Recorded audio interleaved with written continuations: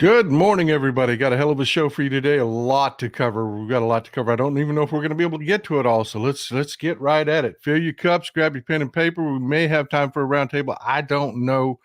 We do have a lot to cover. So let's just dive right in.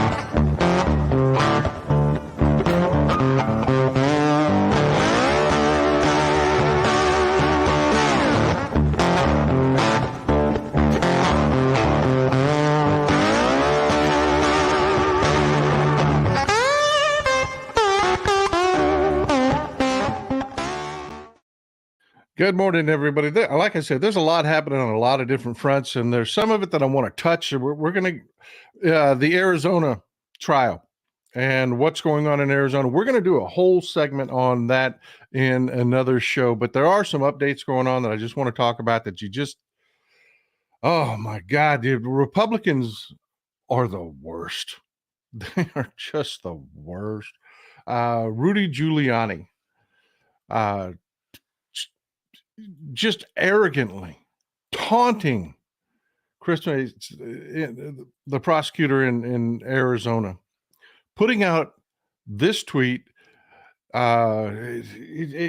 Just the arrogance, the just how freaking broken and criminal and horrible.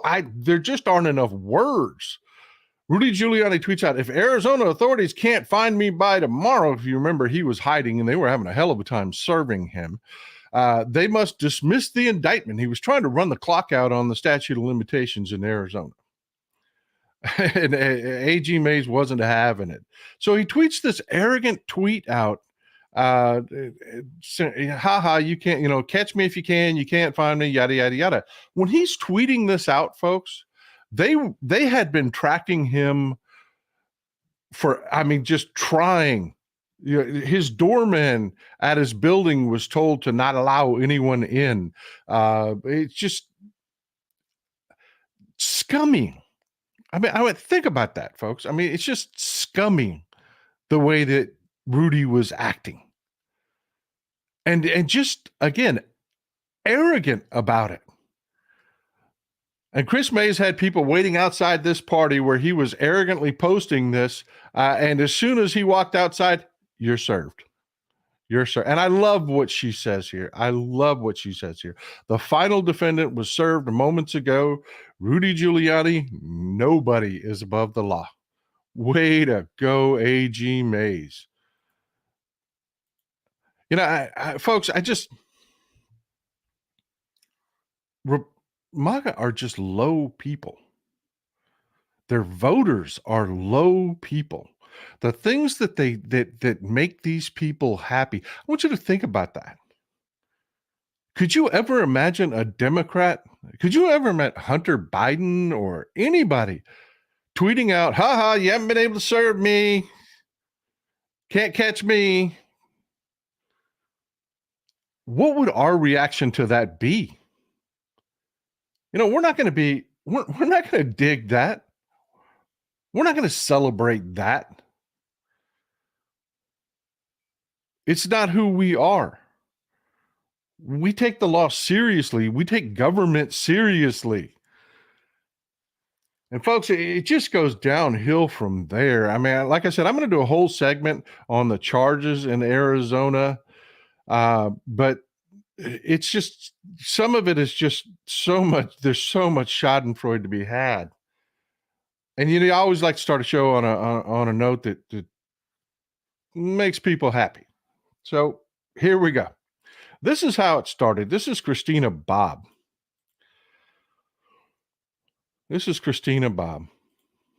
You remember Trump's lawyer, Christina Bobb? She's the one that down in the Mar-a-Lago case that made the affirmations. Yet, well, when they gutted the RNC, Trump here thought it'd be a good idea to make Christina Bobb head of election integrity. Yeah, folks, she is the acting. I'm not acting. She is the current head of election integrity for the RNC.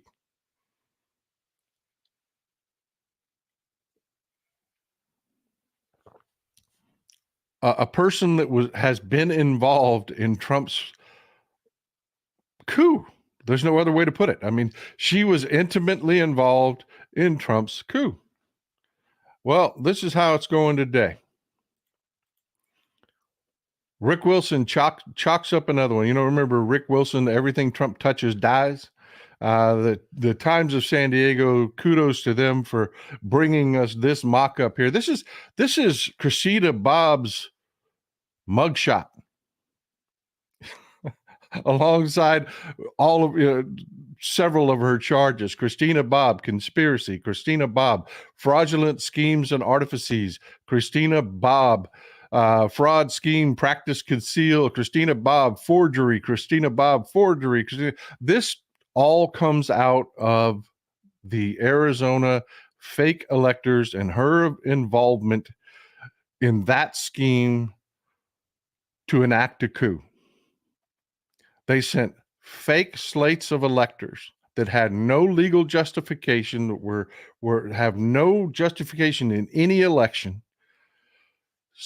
created fake slates of electors, sent them to Washington, had them back channeled to Mike Pence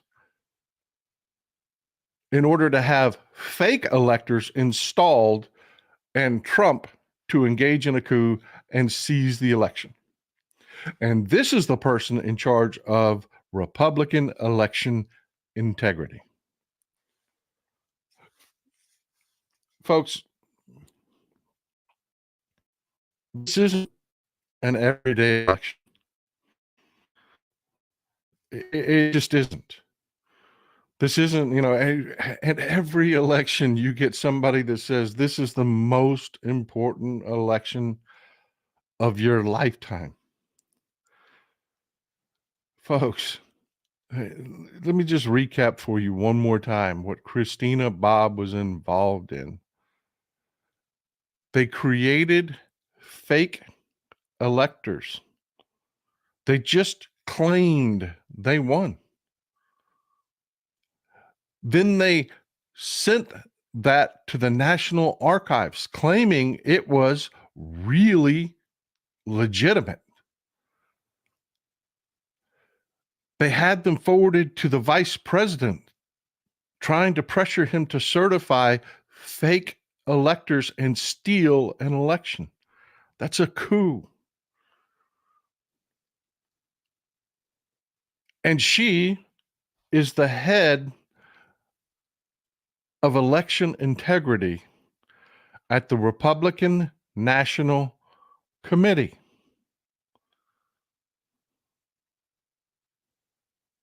This is not a joke. This isn't funny, ha. This isn't political combat. It's not. This isn't your everyday election. Folks, she is still serving in that capacity after being indicted. Don't have a segment on that, but yeah, great comment there, Kim. Fani Willis had won her election handily down in Fulton County. Yeah, people really want to see this happen. Maud Day says, stay strong, don't give in to fascism. Folks, it actually gets worse than this. Thank you for the comment. It's a great segue to where I was going. It gets worse than that. I mean, as bad as that is, the head of election integrity for one of our one of our two parties has been charged, and it's not even disputed.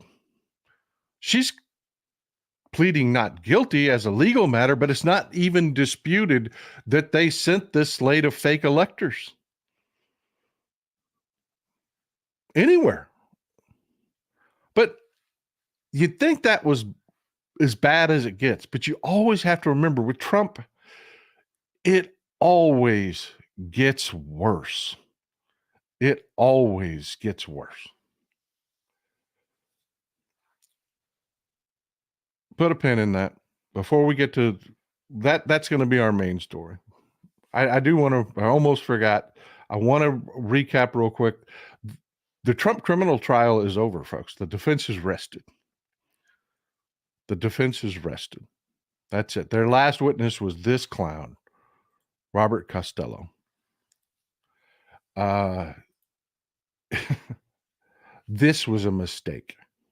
This was a huge mistake. I was talking to a special agent about this, and I have to tell you, with the experience in these prosecutions and watching these prosecutions, and this was a huge mistake.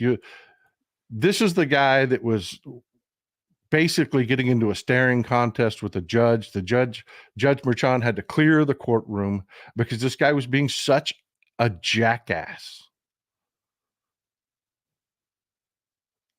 Folks, demeanor matters. Demeanor matters in a case. You know, people have been saying, and I love when the corporate media gets it wrong.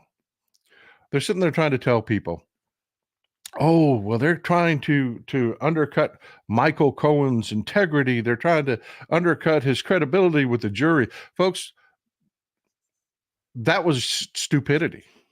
That was useless. I want you to think about any murder trial, any mob trial, anything. There is a covenant that every jury has, that they don't have to be instructed on, that they don't have to be told that they're part of. Any arbitrary, just make it up. It happens in every trial. You know, Slender Man. Let's go back to something, just pull something willy-nilly. Remember the Slender Man trial? You know, they had people testify, a young girl testify that was involved in that.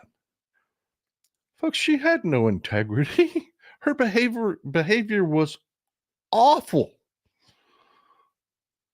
You would not trust her with a, you know, watching your dog.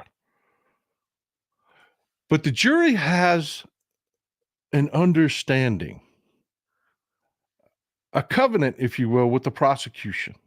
They know they're going to have to make a judgment call based on not just, does this person have integrity? Think of every mob trial. These are criminals. These are professional criminals. Juries take their testimony. And people looked at Michael Cohen, and he sat there and he told them, yeah, I've been to prison. I did criminal things. I am a criminal. I'm a convicted criminal.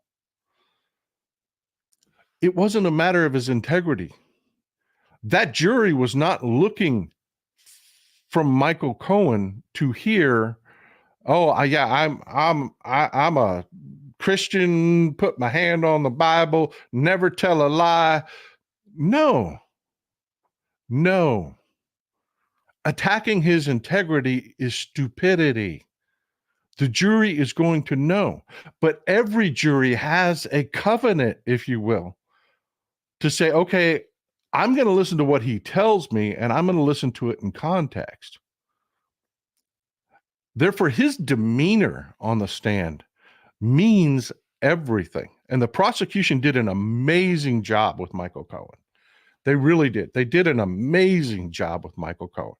His testimony, he was never rattled. He didn't lose his temper. He just matter-of-factly explained the crimes he committed, why he committed them, and who he committed them for, which was everything to this case. And the jury heard it. Contrast that with Robert Costello.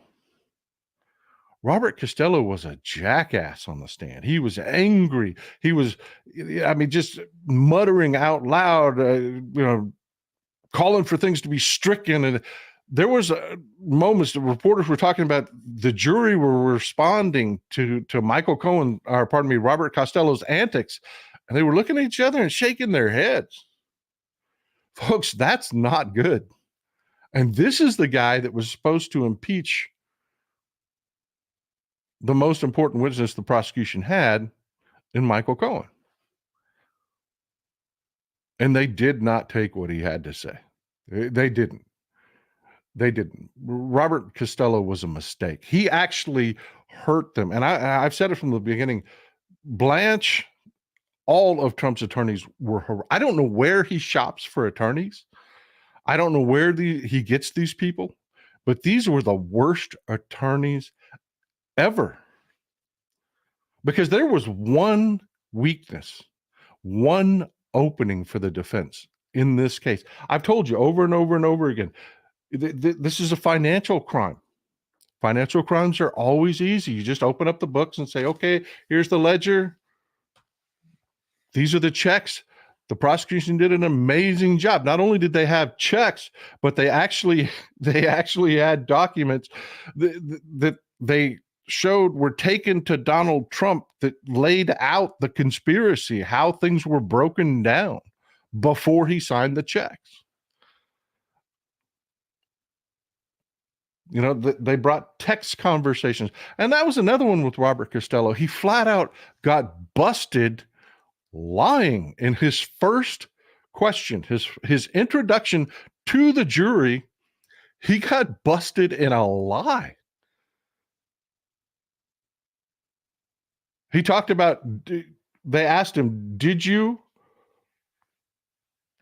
communicate to Michael Cohen a relationship with Rudy Giuliani and the president and assure him that they had his back?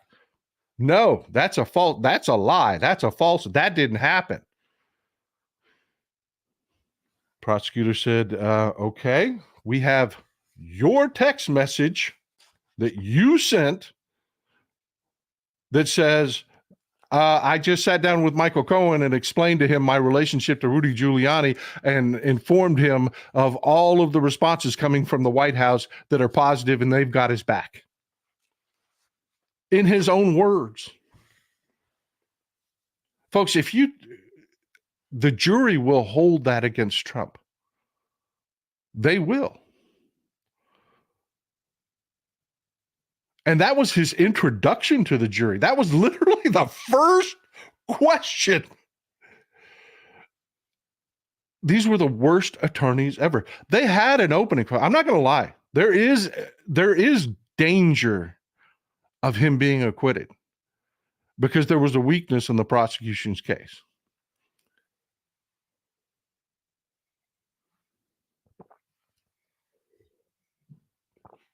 This isn't complicated. It's not complicated, but there are bars that have to be reached. See, they're charging this as a felony. Not only did they have, they're not charging him for the crimes, the election crimes, but they have to prove, they're charging them with creating false documents to cover up those crimes and knowingly having done it. That's the bar they have to reach. They've proven the crimes happened. They know that. They know the hush money was paid. They've been shown the documentation that it was not accounted for. It was not reported to the FEC. It was not shown to be a campaign expense, making it a crime. That's all documentation. What the prosecution has to prove is that the cover-up, that Trump specifically caused this cover-up to happen. And the defense attorneys didn't attack that at all. And the prosecution left it very vague. They're leaving it for the jury to make the assumption, well, he's the boss, he signs the checks. Of course, he caused this to happen, and he caused it to happen to protect his campaign. But there isn't mountains. It's not like I keep saying, folks, it's not like they can open up the ledgers and say, okay, here's the payment. They have to prove somehow that he actually intended for those documents to cover up this crime. And that is where the prosecution is weak. They are.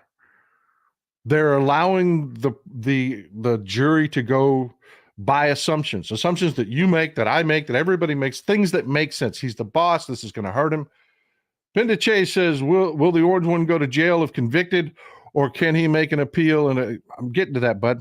Great comment. Great. I always love that you folks are always ahead of me. You're always ahead of me. I'm coming to that. So yeah, folks, I would like to tell you that this is 100% slam dunk. You can make the assumption that he's the boss, that he knew that he was in trouble. Michael Cohen testified that he communicated to him, look, man, you're a billionaire. Just make this go away. And Trump said, yeah, do it. Yeah, do it. So you can make that leap intellectually. But if you get a juror that is a stickler, that says, show me the evidence produced that literally shows the communication from Donald Trump to Michael Cohen, to Alan Weisselberg, that says, make this false record so that nobody knows I did this. That doesn't exist in the record. It doesn't. It's inferences you can draw from conversations. And you have to assume reasonably that that was his intent. Now, the defense could have dug their nails into that. They could, if they were decent attorneys, they could have dug their nails into that. But they weren't. They didn't. They just did stupid things like Michael Cohen's a liar. He overbilled. Again, the jury doesn't care. The jury doesn't care. The jury assumes he has low character. What the jury cares about is what he telling me now the truth? And if you hold the stories up, the narratives that are going to be spun in the closing arguments, the evidence supports the narrative the prosecution is putting out. None of the evidence, none of what was presented in defense is supported by the evidence that's out there. So right now, I'm about 80-20 convict. But I won't say it's a slam dunk. I won't. There is that one element of the crime, and it's really going to fall down to how Judge Merchan instructs the jury, because this doesn't just end with closing arguments, folks. It's criminal trials aren't like that. They don't just say, okay, closing arguments, you guys go in the back and hash it out. That's not how this happens. The judge is going to send them back with basically, you've seen those flow charts. If this happened, go this direction. If it didn't happen, go that direction. And there's going to be a series of questions. And they're going to have to be able to get through each one of these questions.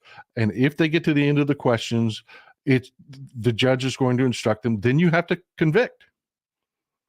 But if the answer is no, anywhere down the line, then you have to acquit. And how those instructions are compiled will be everything in this. It will be everything in this. I believe from what I've seen, from what I have heard from folks that are really in the know, that have really been a part of these prosecutions, that yes, there's about 80% shot he's going to be convicted. This is over. Next week, it's over. He is a convicted fellow. Now, will he go to jail?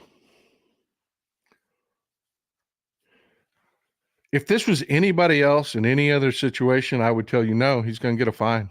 He's going to walk away. But they have been so brazen in their contempt for this entire process. Again, going back to Robert Costello and how much damage he's done. This is a white-collar first offense crime.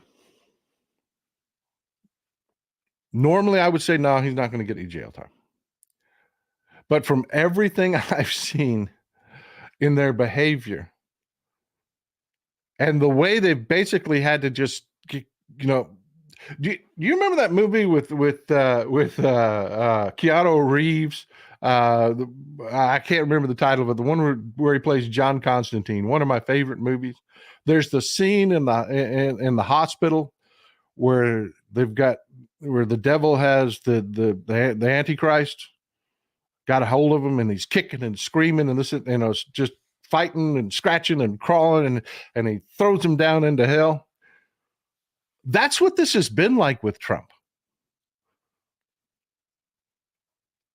Constantine, there you go. Yeah, I love that movie. If you've never seen it, it really is one of Keanu Reeves' best movies. Go check that out.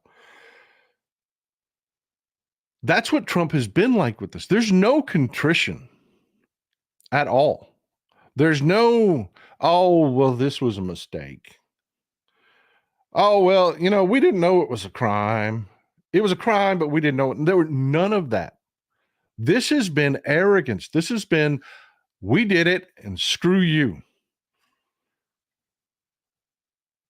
So yeah, I think Judge Merchan could actually attach a small amount of jail time to this. I don't see him serving 6 years. I don't.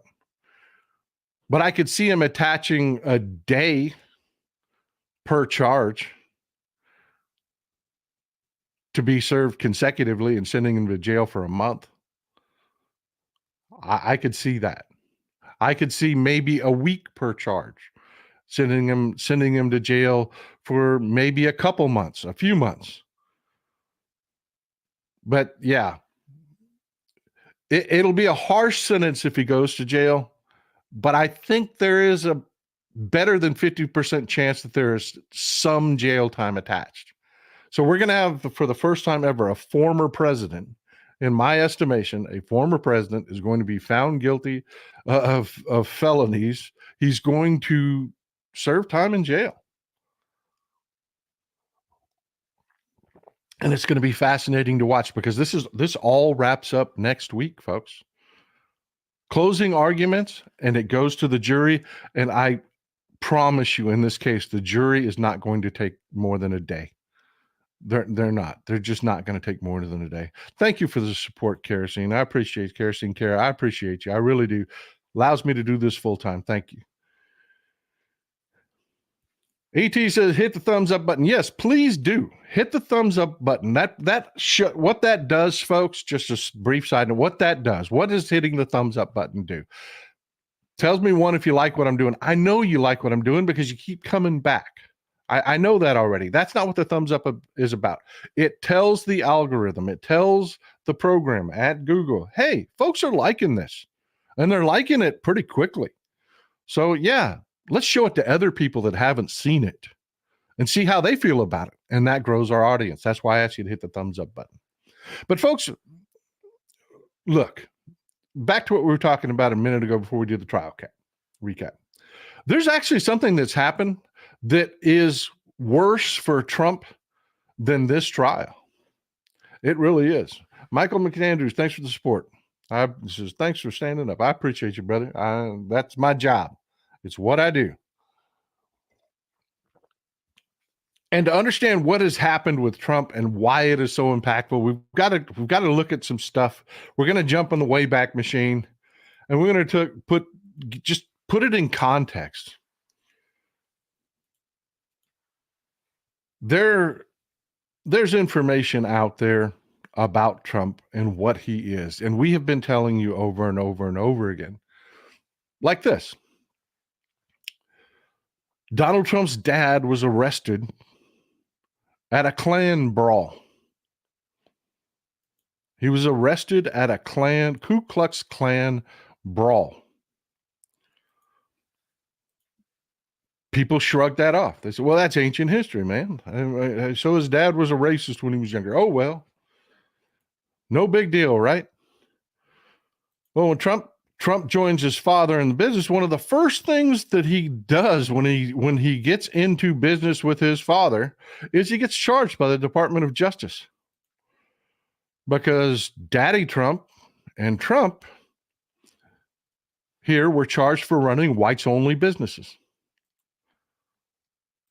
If you go back and you look at the investigation, they would take an application from a black family, an African American family, and they would write a C on the corner of it, and they would not get into the building. I don't care how successful you were. I don't care what a great person you were, this, that, and the other. You're not going in. But, again, folks shrug that off. Hey, that's ancient history, right? That's old. People change. But do they? Some do. Look at Robert Byrd. Anybody remember who Robert Byrd is? I mean, we take a lot of hell as Democrats for Robert Byrd because Robert Byrd was a member of the Ku Klux Klan. He was. And he spent his entire adult life atoning for it. Bob said, Level AF has a great, Legal AF, man, they are fantastic. They are fantastic. I love Popak. I love Karen Ignifical. Fantastic. Watch Midas. Watch Legal AF. When they start talking about these trials specifically and they get into the actual legal minutia, they're fantastic. Agree with you. Thanks for the comment. But back to what we were talking about. Robert Byrd. He was very famous for this expression. He apologized and worked his entire life to openly and publicly atone for the hate he was involved in as a young man. He made his entire staff African American. He worked to support African American causes his whole life. And whenever confronted with it, he never denied it. He never made light of it. He said, look, man, if I'm pointing one finger at you, I'm pointing three fingers back at me. He was famous for that saying. But does everybody? No, of course not. Most people don't atone for what they do, and most people don't change. They don't. America First agenda. This is all over Trump's campaigns. America First. America First. Where does that come from? Where does America First come from? It's an old KKK trope. It's their pitch to white folks that may be borderline bigots. It's their sales pitch. And it's done in every, God, I love you folks. I love you folks. You really do. It does. It goes back to other countries where racism and bigotry is on the menu. They always sell this. Your nation first. It's others getting away with your goodies. They're taken from you, welfare and all that stuff. It is always this pitch, America First. And this is exactly where Donald Trump gets it. And I don't have to ask you to assume. I don't have to ask you to assume that. Left-handed Jedi says, Herr Trump and his Fourth Reich per his ad. We're getting there. We're getting there. For the folks who don't know, you're about to see a doozy. This is the end of Donald Trump and the Republican Party. All Republicans helping after the fact. They should be charged. They should. But you don't have to go back to ancient history to know who he is and to know where this comes from. Folks, you remember this. Charlottesville. This is not ancient. This is a few years ago, folks. You remember the Tiki Torchlight Parade in Charlottesville. Folks, that was meant to mimic something. That was meant to recreate this. That was meant to recreate this. That's the imagery that they were going for. They did it on purpose. And of course, Trump, his statement on that was very fine people. Very fine people. Refused to condemn this. Refused to condemn this. Went so far as to say there were very fine people on both sides. And then told people, they said, what do you tell these extremists? What do you tell them? And famously in the debate, he tells them, stand back and stand by.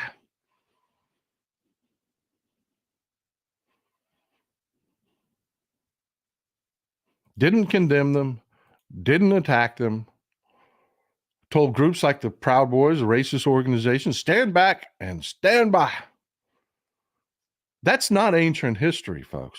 It's not. It's who the man is. It is his history. It is his family's history. It is his father. It is him. It is their actions. And it keeps getting dismissed. People keep making excuses for it, and you've got those borderline bigots that want to hide their bigotry, that make excuses and try to minimize. Well, folks, we have Donald Trump on his personal Truth Social account. He puts this video out. Let me play the video for you. At first, it seems innocuous, right? I mean, just watch. What happens after Donald Trump wins? What's for America? The economy booms. American energy is unleashed and an end to crushing taxes. The border is closed and the largest deportation in history is underway. No more wars as we focus on home. Law and order is restored. The American dream is back, and the best is yet to come. Make America great again. What happens after Donald Trump wins? Now, what's for America? That just seems like a campaign ad. Nothing innocuous about that, right? I mean, it just seems like a campaign ad, right? I mean, just not a bad one either. It's really not. If it's just a campaign ad, it's really not a bad one. Let's take a closer look at it. Let's run it one more time. I'm going to take a closer look at it. What happens after Donald Trump wins? See all wins? this writing in the background? What's for America? You see this? The economy booms. American energy is unleashed and an end to crushing taxes. The border is closed and the largest deportation in history is underway. No more wars as we focus on home. Law and order is restored. The American dream is back, and the best is yet to come. Make America. You see all this writing in the background? It actually says something here. And what this says here, and you'll notice that there's another headline. We're going to magnify this for you to read it. President Trump rejects globalists. Globalists. Where have we heard globalists before? Puts America first. America first again. Whose catchline is America first? It's KKK. But then we get here to this part of it. And this statement right here. What is that? That's this. We've got it blown up for you.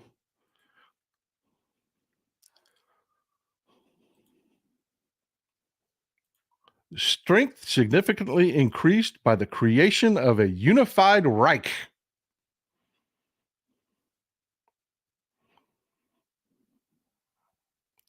Let me read that again. Strength significantly increased by the creation of a unified Reich.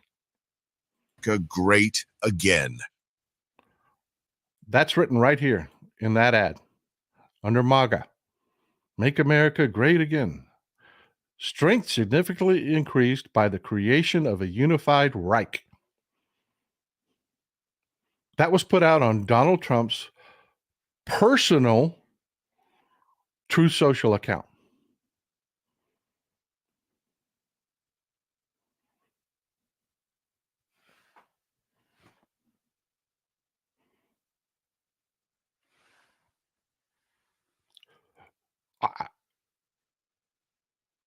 What do you add to that?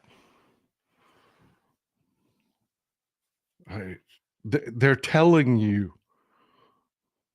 to your face.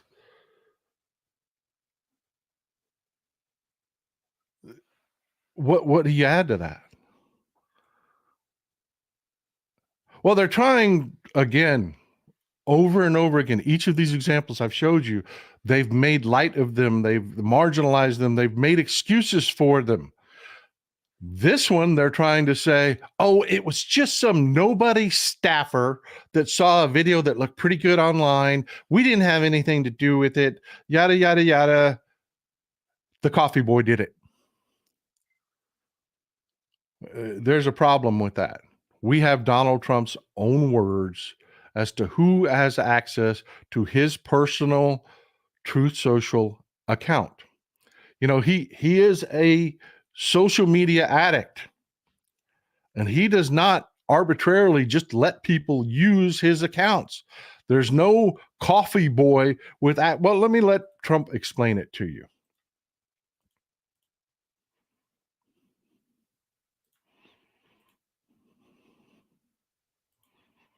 You know, it started off with Dan Scavino. I said, Dan, how do you work this thing? And I started dictating. I began by dictating to Dan and a couple of other people that we had, but they weren't Dan.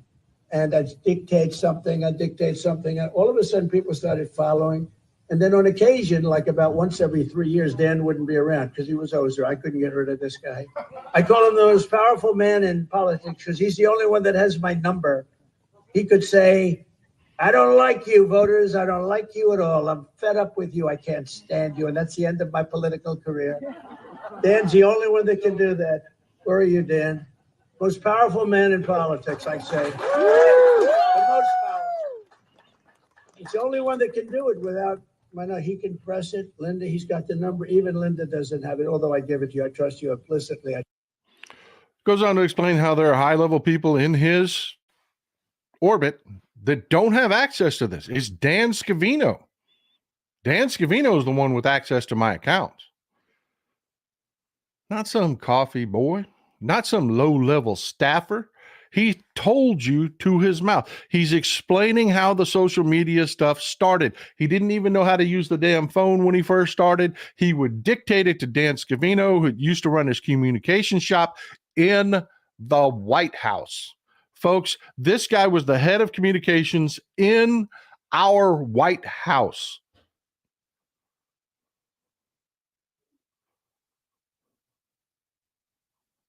And they're telling the white supremacists to their face, they're associated with the white supremacists.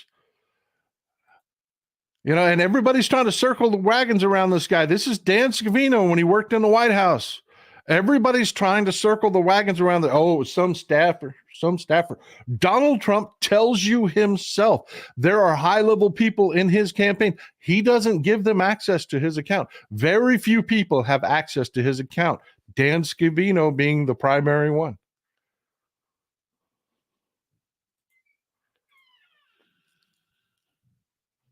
Folks, this election is like no other. This election is like no other. They're telling you to their face, to your face. They're telling them from their own mouths what they are, who they are. Put that in context of this. Lucky Star says a leper can't change its spots any more than Trump can change his liver spots. He is a lily livers coward who's been telling us who he is for decades. Believe him when he shows us who he has always been, when, and will be. Yeah. Amen, brother. Exactly. Exactly. And unfortunately, it's not just Trump. Folks, I want to read you a little snippet from the 2025 project. Let's take a look at it. What do they want to do with the guy that wants to start the unified Reich here in America? And folks, before we get too far in this, our European audience, I've been telling you, this is not a joke. I've been telling you they're allied with Putin. I've been telling you they've been working with the white supremacists. Putin loves to work with white supremacists.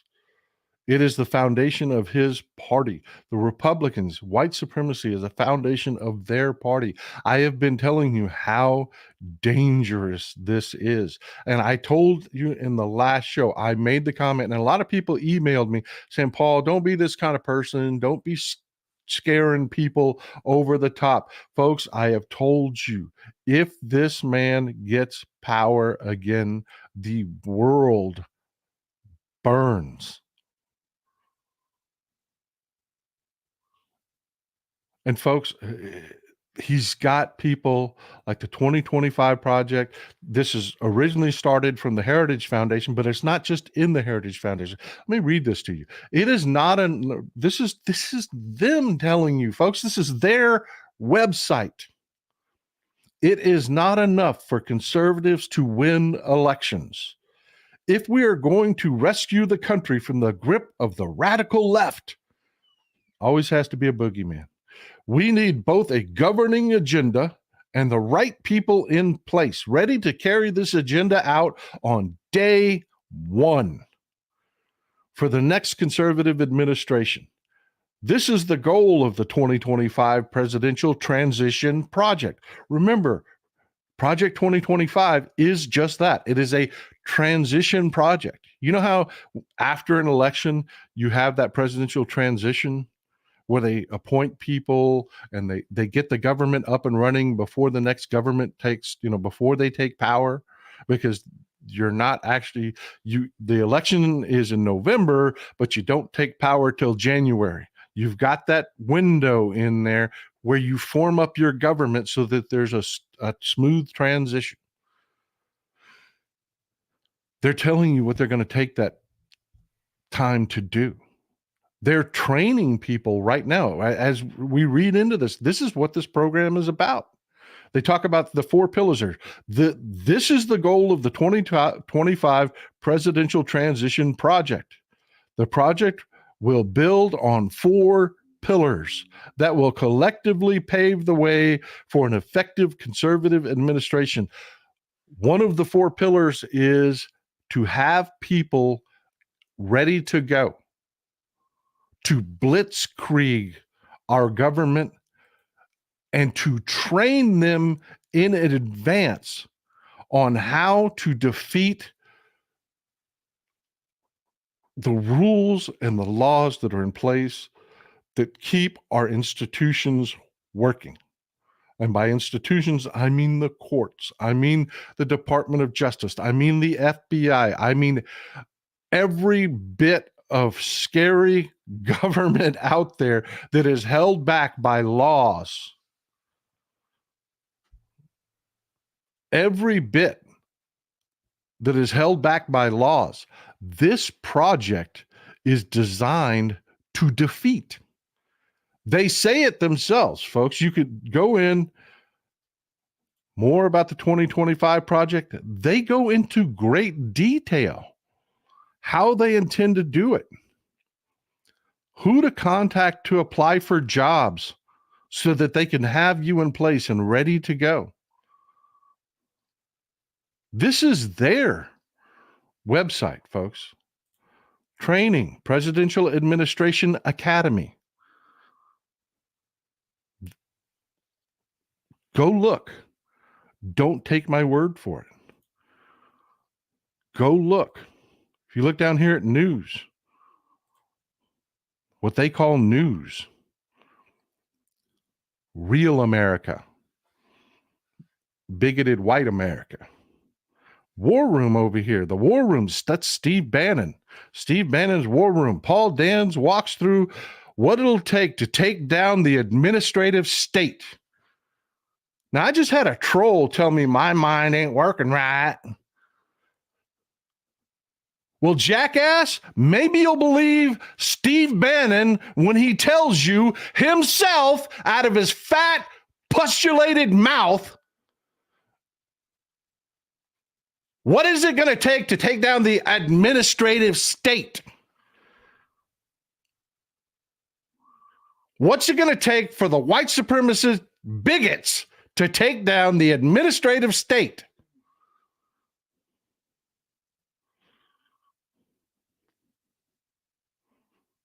And the administrative state being, of course, our laws. Gregory Brown. I don't mean to sound like the glass is half empty, but whether he wins or loses, we're going to have hell to pay. It's going to take 3 generations to fix the damage he's done to our culture. He's the worst we've ever had. I will go one farther than that, Gregory Brown. I will tell you that he is not the one that did this. He is the one benefiting from this. This has been the Republicans. They have been in bed with the white supremacists. They have been in bed with the bigots forever. If you go back to the John Birch Society and all of these groups, it's always bigotry. It's always white supremacy. It's always their control. Always. And yes, it will take decades, but we're doing it, folks. This is what has them so afraid. And they're using our advances against us. You know, I bring up Christopher Rufo. I show you how they do it. I show you how they do it.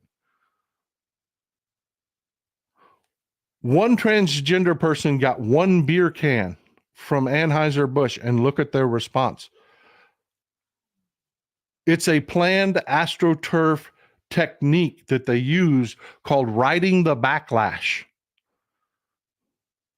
They go to bigoted white guys and they say anything that they can portray that might be offensive to them, and they amplify it and claim it is the entire world. It is the Democratic blue agenda to make this one person that's on this beer can that was just an outreach movement because, Anheuser-Busch would like to sell beer to the LGBTQ plus community, that is the person that's alone in a room with your kid dictating all policy for all of us.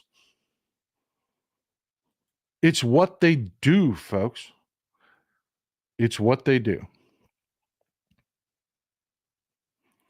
And it's not just this. Folks, I put this meme up all the time.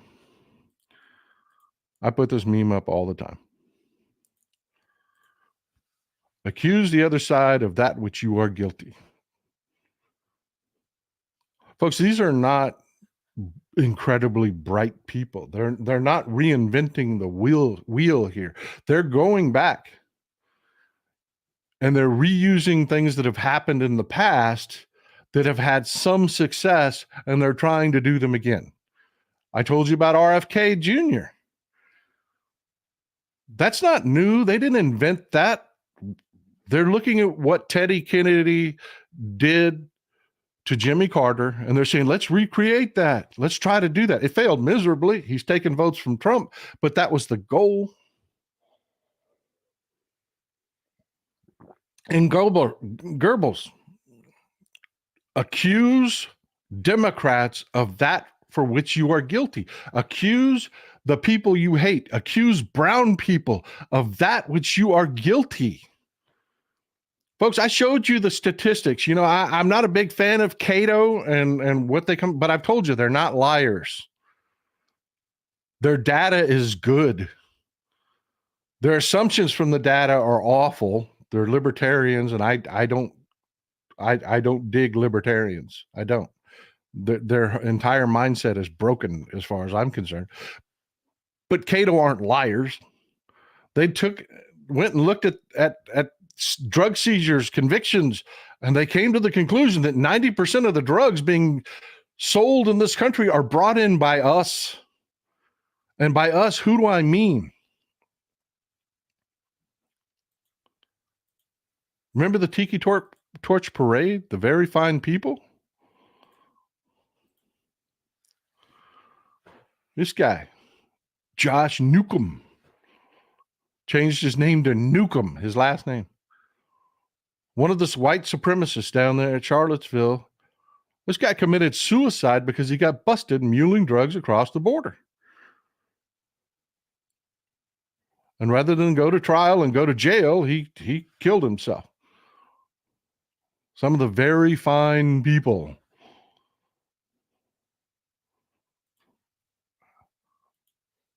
Folks, it's the white supremacists that are shipping these drugs in.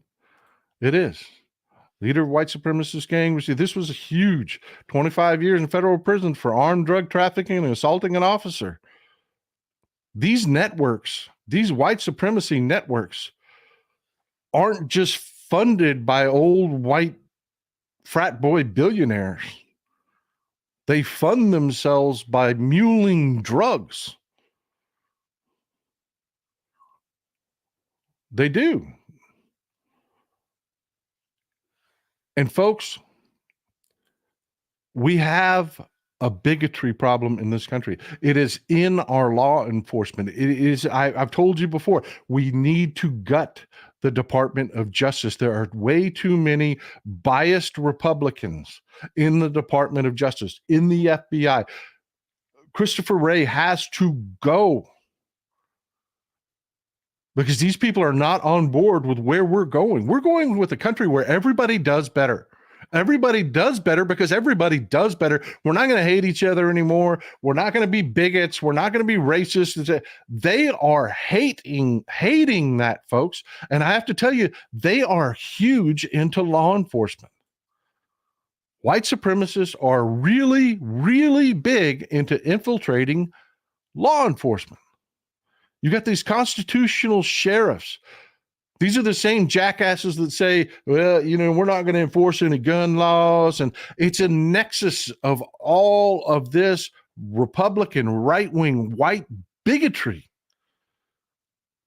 It's the hate of brown people.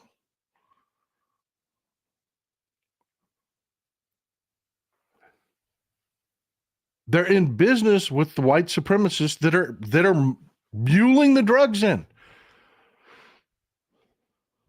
So it will not do for government to be attacking actual drug smuggling because that attacks their allies. That attacks their allies. So who do you have to blame? You've got this nameless, faceless group. And when I say faceless, they know the face is brown. They say the cartels. The cartels. The cartels are the violent ones. The cartels are the ones. Folks, I've told you this before. This is just the truth. The cartels are drug factories. That's what they are. Are they armed? Yeah, with our guns that we ship south. Is there violence? Yeah. Why? You know, it's that old rock and roll song, man. We always carry guns because we always carry cash.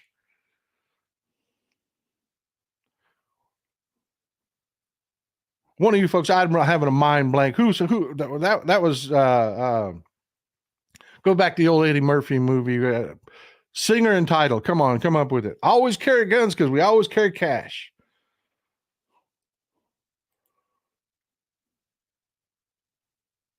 Folks, you've got this nexus, law enforcement and bigotry that has the same enemy, brown people.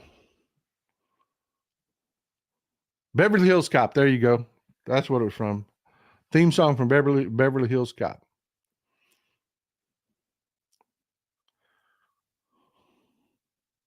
Smuggler's Blues. There it is. There it is. Smuggler's Blues. I love you folks. I love you folks. But yeah, this is not a stretch, folks. This is not a stretch. This isn't, a conspiracy theory. This is who they are. This is who they are. And what do you have? You've got my governor, always using that nameless, faceless boogeyman, the cartels. The cartels. Again, the cartels are moving drugs into our country. You cannot run a massive drug conglomeration based on people jumping a river in the middle of a desert, carrying drugs in their backpack. No, those drugs come in 18-wheelers at the border checkpoints, the same checkpoints that we Democrats are trying to modify and improve. And it's not the cartels bringing them in. It's the white supremacists. And who are the white supremacists allied with? The bigot in chief. These two guys right here. They're constantly nodding to the white supremacists. They're constantly telling the bigots and the racists, yes, you stand by, you stand by. Folks, it is not everything they tell you is designed. It's designed to vilify the people they hate. When they tell you about drugs, man, who do they tell you is buying the drugs? It's always some dark-skinned criminal, homeless person. Folks, do you think you can support a drug industry off homeless people? No. You know who's supporting the drug industry? It's not some homeless black guy in the Bronx, or it's not some immigrant trying to come across the border who's looking for a construction job, for Christ's sake. No, those are the images they feed you. But you know who it is? It's this crane operator that makes $70,000 to $100,000 a year, who's working 80 hours a week at a port, and he needs meth to stay awake. Or he's developed a coke habit. It's your truck driver. It's your truck driver that's driving 60, 70 hours a week, faking his logs, voting MAGA, buying his drugs at the truck stop from a white supremacist. It's these people working, making a living. That's what's supporting the drug industry. Us, America. But the Republicans are really good at just inventing a boogeyman and appealing to the worst, horrible people. You see, there's some trolls in the comments here. Fucking horrible people. Horrible people. And they're more than happy to point a finger at somebody that they're bigoted and hate. That they're bigoted against and hate. Whether it's true or not.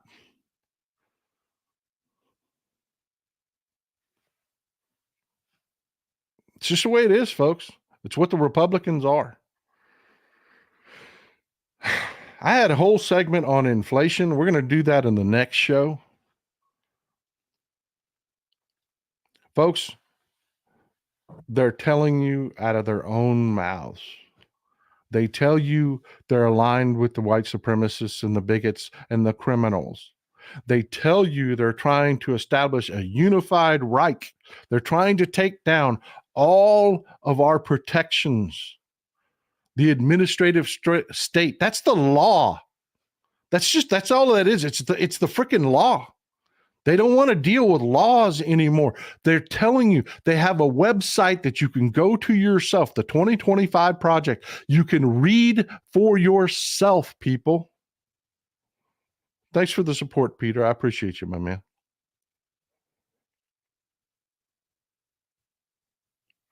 And yes, Penny, great comment.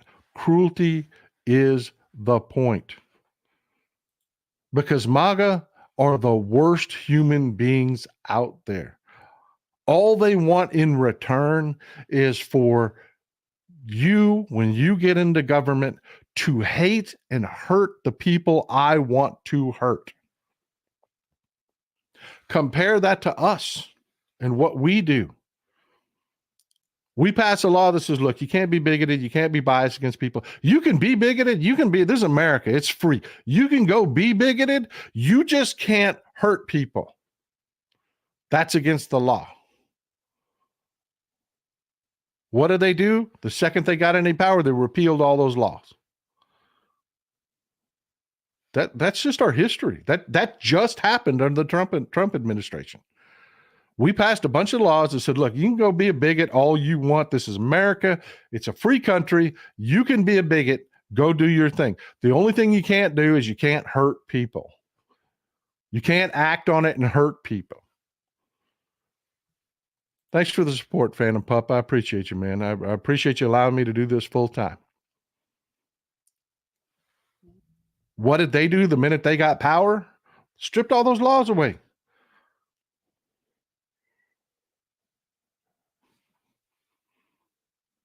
Folks, it's not me.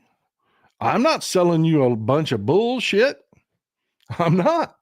I'm showing you their words, their actions, their commercial on their candidate's personal account saying they're going to create and be strong because they have a unified Reich. This isn't a reach. This is them telling you out of their mouth. Believe them. Believe them. This election is like no other, folks. This election is like no other. It's the last one you'll ever vote if you're not Democrat. It really is. And I have to tell you, not only do you have to vote Democrat, you have to keep voting Democrat, because I will tell you, we're not killers. We aren't. It's one of the things I fight the most about our own party. And one of the biggest criticisms I have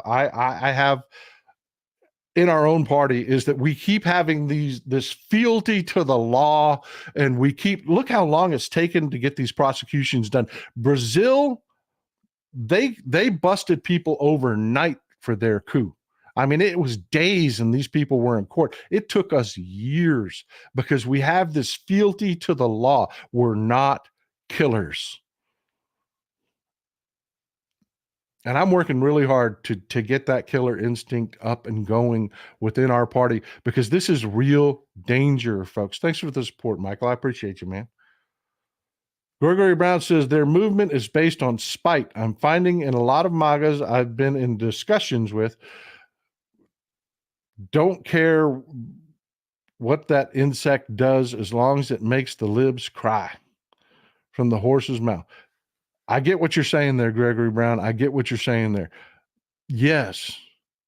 Just hurt the people I want you to hurt, and I'll give you my vote and all the power you want.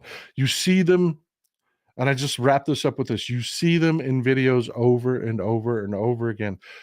Comedians were doing it, and I hate that it took comedians and not the actual news media to go to these Trump campaigns and hear them say, yeah, we need some fascism for a while. We do. We need to just tear it all apart, because fascists are really good about, giving it back after they've got the power. Folks, they're telling you, man, their voters are telling you, we're all in. We're voting for the fascism. They say it into as I am talking to this microphone right now. Those fascists will someone will put a microphone in their face at a Trump rally, and those voters will say openly, yes, we need some fascism. We need some fascism.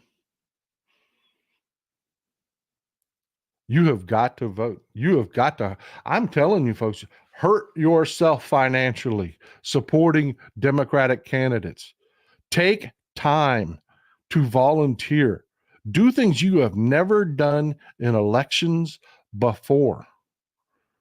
Volunteer, make phone calls, phone bank for Democratic candidates. Make this next election an overwhelming destruction of the Republican Party and make them pay for even trying this. Make them pay. Too often in history, you have people that say things like, well, you're being over the top. It's hyperbole. How many times do we have to see people that speak this way end up killing millions? Because the first thing that happens when somebody like Trump gets power, who has told you that he is going to be a fascist, and they tell you openly, we're going to destroy the institutions that are protecting you, what is the first thing that happens? All of those people around us that weren't awake wake up, and then all of a sudden Trump will feel threatened because people will say, no, we're not going to have a unified Reich. No, we're not going to hurt people. No, you're not going to pick 15, 20 million people up from our country and send them to countries they've never lived in mass deportations. The Nazis, the Germans told them, no, you can't do that. What did the Nazis do? They killed everybody that made them feel threatened. Politics ended. Elections ended. Joseph Stalin killed 4 to 6 million Russians because he felt threatened after he started doing everything he told everybody he was going to do. We can't do this, folks. There is no country on earth like the United States of America. There isn't. Folks, we spend damn near $1 trillion a year creating a military that has never seen its equal on the face of in our entire world history. There has never in our world history, you can talk about the Spartans, you can talk about the Sacred Ring, you can talk about anybody. There has never been a military with the type of killing capacity as the United States military, ever. And we cannot give it to Donald Trump. We cannot give it to these fascists. We just can't do it. Because if you think everything that's happened in our history before is bad, no, folks. It will be on an entirely different scale. Folks, that's what I've got for you today. I was going to do a segment on the title, everything mentions inflation. We're going to do that next show. I've got a good breakdown on inflation, how it started, how it's going, where we're going. We're going to talk about Janet Yellen. When I make the statement that women are going to save us, that's not hyperbole either. Janet Yellen is doing an amazing job with inflation. We're going to talk about that in the next show. Thank you for being here. Thank you all for the support that allows me to do this full time so that we can talk about these things. Please hit the thumbs up button now. Please take a second to hit the subscribe button. It's free. I watched YouTube forever without subscribing. I did, because I didn't know what subscribing did. Thought it was going to end up being a pain in the ass, and people were going to be emailing me crap and things like, no, that's not what subscribing does at all. It's free. There's never a charge that comes for it. All it does is when you open YouTube, you have a section that says subscribe content. When I have new content out, you get to see it. Hit the subscribe button. Love you folks. It's Old Texas Paul out.